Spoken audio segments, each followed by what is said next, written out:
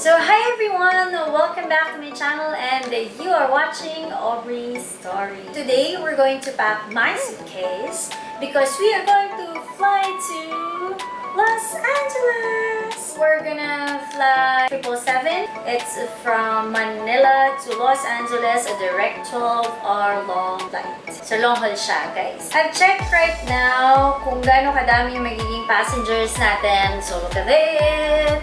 It's a big aircraft, guys. Medyo full flight siya, guys. So tonight, tulungan niyo ako mag-pack. And I'll show you na din what are the things inside my cabin case and my suitcase. Actually, I prepared my suitcase and also my cabin case to show you what are the things inside this. I'm thinking how can I show you what's inside, and the better thing to do is to bring the camera closer here. So this is the big suitcase. It goes with the cargo, it goes with everything that the people check in. For the clothes, I just packed few things. Kasi LA summer, I packed simple shirts para light lang. We have the t-shirt and the leggings for our exercise. So, mga-exercise tayo doon kasi maganda yung hotel. Maganda din yung gym facility nila. So, let's maximize it. Trousers, pants. So, put it there. Patulog, very essential. I rolled it all nga pala. My clothes this way, but mas madali niya ma-maximize yung space. I also have this summery dress with watermelon prints on it. I have lang naman the dress, the t-shirts. Ayun, in case mayaya ka lumabas, may friend ka na nandun din to meet up, at least we're ready for our outfit. I don't have any plans there. Nonetheless, makita kami ni Ada. Ada, if you're watching this, kung makikita man tayo, ayun, I-prepare na ako ng damit. I bring 2 kinds of shoes. One for my gym shoes. I pack it in this way para hindi madumi yung mga clothes. And the second thing is our sneakers we have. And then my makeup, of course. Also my toiletries. All my toiletries, dito yung nakalagay. So it's so cute, so big, so traveling. I also have an emergency food, noodles, just in case whatever happens, I have extra food. Human man, we have this. I also bring extra stockings. Para sa work ko, you have to have extra kasi ang pangit din naman na may runs yung part ng uniform mo, which is stocking. So I always have extra. I also have here a lot of gold masks. This is my favorite from Nature Republic, so gold mask gels. Essential for me is bag. So this is my favorite bag, my go-to bag. Very handy, very cute, very small.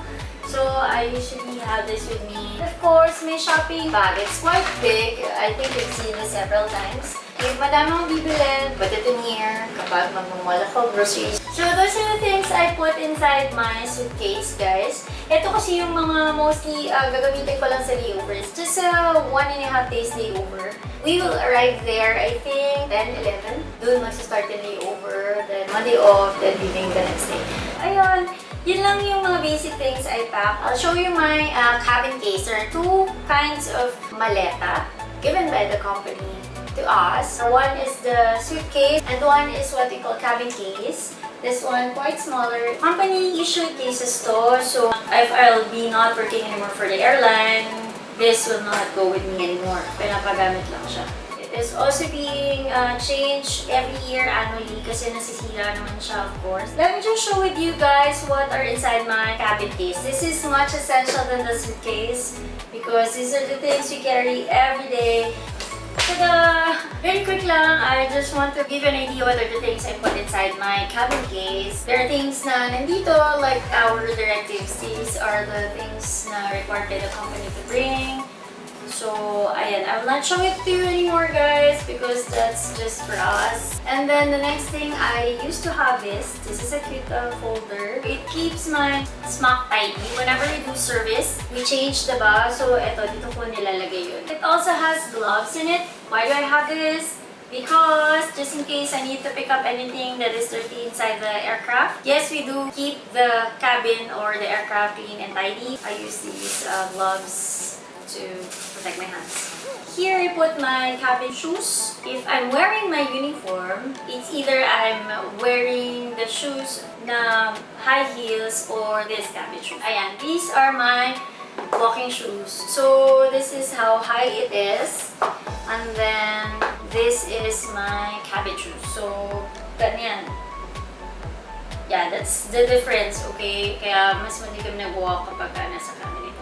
So, ayun guys, that's nice to know. And then, hand gloves, I have this kasi we need to take out anything from the ovens inside the aircraft kasi nga we do serve food.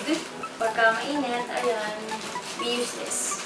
Flashlight just in case we need it. And I have all my gadgets in here. Like, this one, yung mga pang socket. All my cords, Amazon Fire Stick. So I put it here. Bakit? Kasi para sama-sama siya. I also have this one, adapter. Ano ko na-encounter na kailangan ng mga ganito sa Australia. I think Middle East and Canada and whatever. So this is very essential for me because I have to charge all my gadgets with me. So yun, I put it inside my cabin case all the time. This is my dollar wallet, guys. I call it my dollar wallet because it has 2 pockets in it. I love it so much because it's really comfy. So the other one is for the dollar currency. Whenever I get the per diem, I put the currency in it. And then the other side is whenever I change the currency from here, I'll put it on the other side. So nandun yung next currency. So from time to time, the second zipper, I have to change it. If I have spare ones, kailangan ko siya tanggalin. And then put inside ko ano yung next flight ko. So basically, since it's an LA flight, it's fine because we're gonna use the normal US dollars. This one, I have to show it with you guys.